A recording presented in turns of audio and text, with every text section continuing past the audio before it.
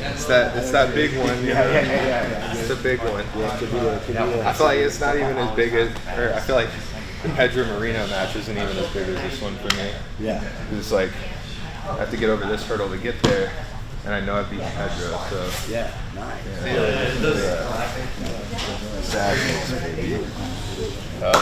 Stretch it out. If I'm here and I just kind of scoot and he brings his knees together, that's great. It's very easy for me to lock my hands.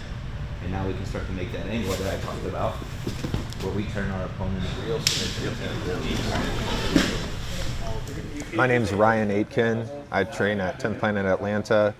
I've been doing this for like 15, going on 16 years. Last year was huge. This year I'm trying to take it a little further with this Who's Number One card and hopefully getting the WNO belt, and also performing great at CJI.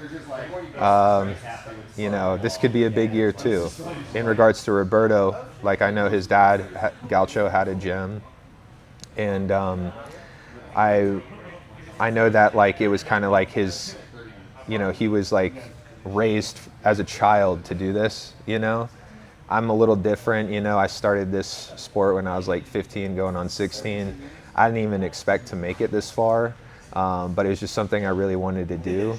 I worked for my own money, working jobs on the weekends in the city, and I would pay to travel and compete.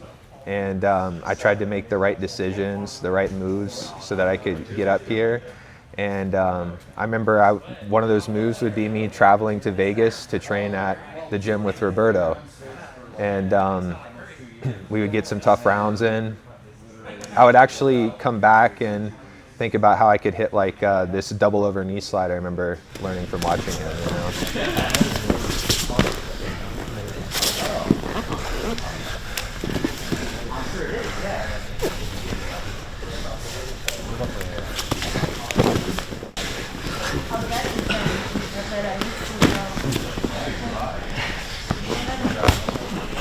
Yeah, so Roberto is incredible, man. I've been watching Roberto for years and years and years. He's a very young guy, very talented, very athletic. He chases the back extremely well, probably better than most, I would say.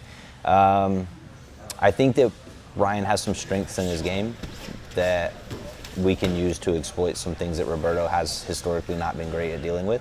I think that also one of the things about Roberto is he's a little bit smaller than Ryan, and he has a very focused game, some things he really wants to do every time he goes out there, whereas Ryan has a very broad fundamental game, and he can kind of adapt to whatever game that you're bringing to the table. So if you notice, like, Roberto has these big upset wins, like he fights Giancarlo and he beats Giancarlo, that's insane. But then he also has these losses to guys that you're just kind of looking at and you're like, I don't really see how he loses this guy. And I think that all just comes down to adaptability.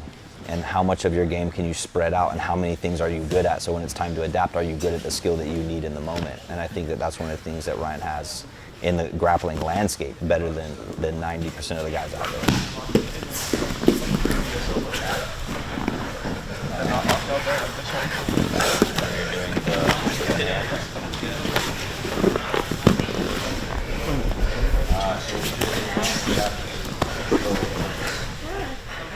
So he's got a lot of tools, and he has a lot of speed. But me, I feel like I'm using a little bit more of a modern game, and that's something that I see him. I feel like he's struggling to adapt that modern game into his game as well. I see him fighting very hard out there, but I definitely see him making some mistakes. Funny enough, we both do the knee hop a lot. I hit it in training today. I've been doing the knee hop since like my match with Porfirio at Zapatero. So I'm very familiar with that pass that he does. And when I was like doing some film study on him, I saw that and I was like, oh dude, I do that all the time. So that's pretty cool. But I definitely see how the coaches that he's trained with have influenced his style. And it's a style that I feel very familiar with now.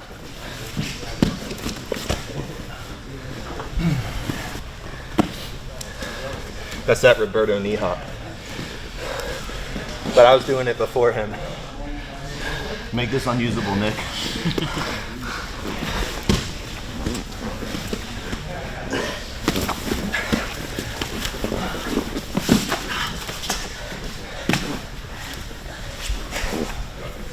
do think this match ends in a submission, and the reason I'll say that is because I think that when Ryan gets close to the things that he likes to do, very few people manage to get away. And that's something that we focus on heavily, is one shot, one kill. No need to spam something 50 times and hope that we get there eventually. If he gets it one time and he gets close to it, it's probably over. And I feel the same way about Roberto. You see Roberto's like flying armbar over Elder. You see Roberto take the back and choking these guys. If he gets close, he almost always gets the thing he's after. And I think the two of them prefer to play that way. They don't prefer to play this weird, slow, disengaging kind of game. And I just see the two of them tangling up and staying tangled up until somebody taps.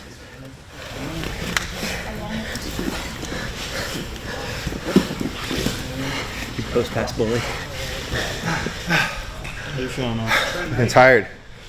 It's 8 good rounds and the specific training. It's good for a Monday. I have energy for the rest of the week, you know?